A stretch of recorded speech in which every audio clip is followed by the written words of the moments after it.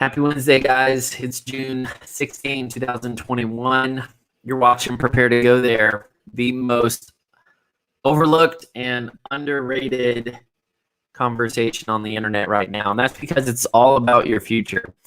And I'm here to coach you with some practical, tactical ideas that can help you identify where you want to be in the future and then go for it. That's what this is all about. I've been experiencing a learning curve today. This is my third show, so to speak, my third time going live stream publicly. And so just bumping into all of the rookie that you go through.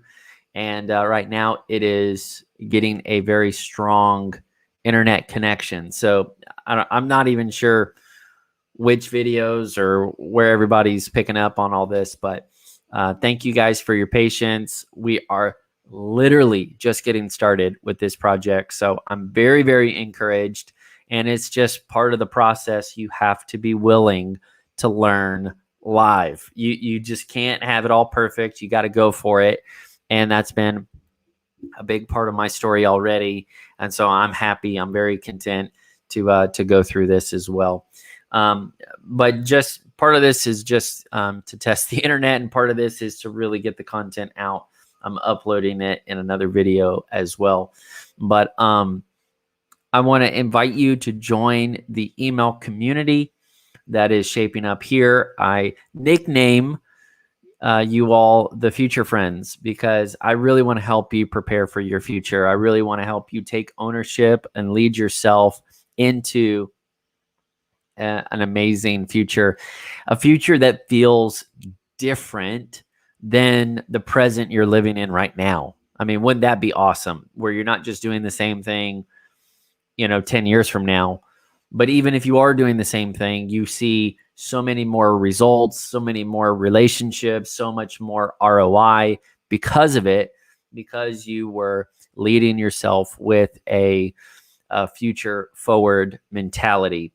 I have a gift for you as well. It is a very free fail-proof planning guide, and it's pretty robust actually, but it's going to really help you to get out of a perfect plan mentality, and it's going to get you into a much more resilient, much more agile, much more intentional planning process. It's like the quote from Eisenhower, I think. He said, "Plans are nothing, but planning is everything." It was Colin Powell who said, "No plan survives contact with the enemy." And no plan survives contact with a Wednesday either. And that's okay. And that's why we've got to have the mindset, have the skill set to actually navigate the unknowns that can show up and not be intimidated by it, but really buck up and go for it and have a pioneering approach. So that is very free for you guys. You'll love it. It's valuable. My wife and I put it together, and I think with our combined strengths, you're getting intentionality, you're getting strategy, you're getting execution. It's very clear. It's going to help you not just with the week-to-week planning process, but even with goal setting and bigger things like that as well. So make sure you get that. Jump in the email community and keep an eye out for it, because it's not just going to be updates with the freemium content like blogs and vlogs and things like this, but I'm also working on a very exciting project, one of the biggest coaching related projects that I've done to date. And I want you to jump in on it early because there will be a discount that comes with it for the first few hours of the launch. So just keep your eye out for that in the near future. I've been talking about how to recycle wasted potential. It happens to all of us. We really want to do well. We start out with a lot of, I think, just inexperienced expectations, And it doesn't mean that the desire isn't real or the dream isn't real or even the calling on our life isn't real. It just means that it hasn't been proven. It hasn't been tested. And so we start out with all these big ideas in life, and then life happens and we look up and we're like, wow, it's been a decade. Or maybe you say, wow, my kids have had kids, and so we can easily drift into this zone where we've maybe overpromised something to a friend or a team, and then we've under delivered on it, or maybe we knew better. You're like, man, I know I should have been waking up earlier, but it didn't happen. And years have gone by, and maybe I should have. You say maybe I should have been saving more. I should have been investing sooner. I should have really made that move. And sometimes people can look down on you, and you can feel intimidated just by the unspoken energy, and you're just kind of like, dang it, did I just ruin my whole life? And the answer is no, absolutely not. I come from a Christian worldview, and I'm so grateful for the hope that we all have in Jesus because of God's grace. We can go to God in mercy, and He will take us and all of the consequences that we are living through. And then in some wonderful way, He is the Father, Father God, who can give us grace. And it doesn't mean that everything changes automatically or that everything gets, dealt with the way we want it to. But grace is a amazing gift. It really is one of the core themes of the Christian worldview. And I heard an acronym a while back that said God's riches at Christ's expense. And so you think about the person who was absolutely perfect because He was God, and yet He was taking on all of the punishment, all of the hatred, all of the sin, all of the wrath of God. And He didn't deserve any of it, but He did it because of love. You think about how much you are loved. I don't think that you're a waste. I don't think that you're ruined. I don't think that you're a lost cause. I think your best days are right in front of you. And if it took all of this just to get your attention, so that way you can actually, take the one life you have seriously, and take the day that you're given to heart, and to really make it count, and then it's worth it for sure. So just a few quick ideas. The first thing is, don't trash the experience. Don't trash the season you're in. Don't trash talk where you are. Don't do that, because there is something valuable that is still in your situation. You may not see it because of all of the funk and the junk that's going on around you, but don't trash your life story. There is something that needs to be recycled, and the only way you can find it is you got to do what you normally do with the trash, right? You have to sort through it. You have to sort through it and find out, okay, is that recyclable or not? Is that some things, they need to be trashed? You need to get rid of them. You need to say, I'm not doing that ever again. But there is still a lot that is valuable that we can overlook, and that is really the application, the activation, the homework that I'm giving you is you really need to assess this current season of your life with a renewed perspective to recycle it. There's something you value that is actually going to make the biggest difference between the last chapter and the next chapter. There's a strength that you are currently operating in that you actually think is a weakness, and you need to recycle it. You need to renew your mind and change the way you're thinking about it. And there's probably some relationships that you were literally going to trash, and you're like, I haven't talked to them in a long time, so why bother now? And you need to go back into that into that trashed situation, and you need to recycle it. You need to ask for forgiveness. You need to make things right. You need to start over. You need to recycle it. And so you got to sort through what's working, what's not working, what's valuable, what's not valuable. And I promise you, the thing you need to get out of the situation you're in is buried somewhere in that situation right now. And so just have a humble, hopeful, honest approach, and you'll be shocked to see how all of these broken shards and broken pieces can kind of get reassembled and repurposed into something that is not only beautiful, but even better than you could have imagined before. And then the last thing I would say is you need to, let's see here, don't trash, sort through everything, and then be willing to repurpose. Be willing to repurpose yourself for a new industry, a new ministry, a new audience.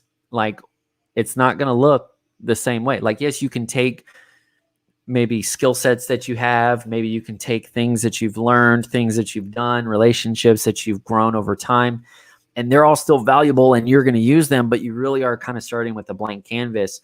And so in the recycling process, it's not going to be the same thing it was. It's going to be repurposed into something else, something new, and something better. So be willing to look for not just the end of one chapter, but see, you might be on a brand new, on the forefront of a brand new industry, a brand new opportunity. And being willing to make those shifts is so important. I'll give you two examples that are coming to mind right now. The first one is of a friend of Sarah Joy and myself. And she had a very unexpected, unwanted health crisis. And so she became bedridden, literally just flat on her back on the couch for days and days on end. And you could say, man, that's the worst. She had to, quit working. She didn't have any income, and she had to stop all the schooling and all this stuff. And she's a relatively young gal. And, but she was able to rest, and out of that kind of suspended time, she picked up her value for art again. And she hadn't been able to do the art because she was working so much and doing this, that, and the other. And she picked it back up, and it actually started a whole new trajectory for her. And she's going long and strong with the art now. And it's a passion of hers, but it's also something that's being useful for her current lifestyle. So that's just one example. The other example is a little more close to home. And it's not necessarily a bad story, but I think it still applies to the way you have to think differently about a situation. I'm very close to my brother and my sister. I have a very good relationship with my sister. And we were always buddies, as kids. We were close in age, but we were also very close in personality. And so we just always clicked. We just always have had fun together. And she started dating. She started dating this guy. And, she literally never dated. So for her to be dating this guy was kind of a big deal. And at first, I really didn't know how to respond. How do I approach this? Do I get defensive and guarded, and do I just say whatever and get apathetic, whatever? But I mean, I'm personally trying to process the emotions of what's going on with baby sister at the time. And I really feel like I got a wisdom key that helped unlock that moment, that mystery for me. And the best way I could describe it is basically what I picked up was, it was kind of like I had a wallet with a photo of my sister in it from young ago, years ago, when she was much younger. She was like a little girl in the photo. And I just realized, I'm holding on to a photo of my sister, but if I want, I can either hold on to the photo of her, or I can change the photo and get an updated picture of where my sister is now. And it just clicked. It just helped me so much. And I realized, if I want to keep going with the relationship, which is the value. That's the ultimate win. Is I just want to keep growing with this relationship. I value my relationship with my sister so much. If I value the relationship, I'm going to be willing to change the way I perceive my sister, and I'm going to change the way I relate to her. And I did that. And I just kind of internally updated my mental picture of my sister, and she was older and she was in the right season to be dating, and this was a great guy. And so then I was thankfully one of the early adopters of their relationship. And looking back now, whatever it is, 5-6 years later, and I just am so pleased with the way I handled that situation. That was a really good decision, instead of digging in your heels and doubling down and making this some weird riff, when it was just going to pan out and be an awesome story the whole time. So that's one way of recycling a relationship and kind of thinking about new ways to approach a situation. And some of you may feel like you're at the end of there's a sunset, so to speak, a sunset in your work, a sunset in your skill set, your ministry. You may feel outdated. You may feel burned out. You may feel frustrated. You may feel like you've wasted time. You've wasted trust. You've wasted money. You've wasted your health, and you're wondering, like, how do I move forward? But I want to let you know, it may honestly be time to end something, but it's not the end of your story. And so you have to find the sunrise. You have to find the new mercies. You have to lean into the great grace of God that's available, and trust fall into that process and say, Lord, just repurpose me, recycle me, and get very, very practical. I'm not going to trash talk the season, the situation I'm in. I'm not going to trash this whole thing. There is something valuable here. I'm willing to actually take inventory of my life and to really sort through the good, the bad, the ugly. I'm willing to sort through and to say, I own up to that. I'm honest about that. I said that and it was wrong. I thought that and that was a defect. It was not real. I may have felt that, but it's not real. And I see it now. And you apologize and you move past it and you get it over with and you forgive and you cut it off. And then you find things that are still valuable, things that, hey, I like my health is in shambles right now. I feel super stressed out, but I still really like to read. Great. Run with that. Run with reading. Hey, I still enjoy, having conversations about X, Y, and Z. Great. Run with that. I still have a knack for computer coding. Great. Run with that. And you just begin to sort out pieces that could be recycled. And as you find those pieces that are still good, the values that are still good, the strengths that you still have, the interests you still have, the relationships you still have, you just started taking inventory of where you are now. And then you say, you know what, there's something new here. There's a new conversation. There's a new combination.